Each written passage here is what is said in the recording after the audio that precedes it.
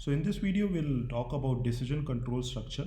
Up till now, whatever code we have written, it follows sequential control structure where each and every statement is executed flow by flow, one by one.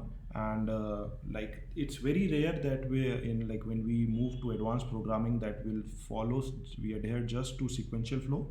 So we need something called as decision control structure, because most of the time what happens is we want a particular set of instructions to be executed based on a particular condition. So if a particular condition is met, then we want that set of statement to be executed. So I've taken an example of what the code that we have written last time. It basically takes two variable, create a new variable that stores a sum and then prints it. So this is a typical case of sequential flow, because as soon as the program is triggered, all the instructions that are written are executed sequentially.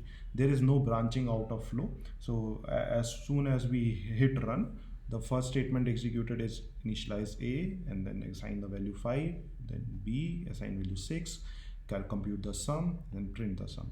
So there is no branching out. But usually what happens is we will encounter a lot of situations where we have to branch out the control to different set of statements. Now we'll see a flow, how like the flow, an example of conditional flow. So this is how the conditional flow looks.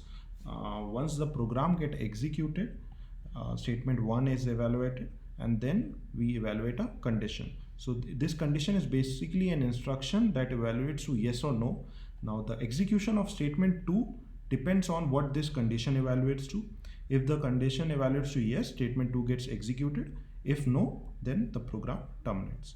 So next we'll see what conditions are and how it is the most important part of decision making control.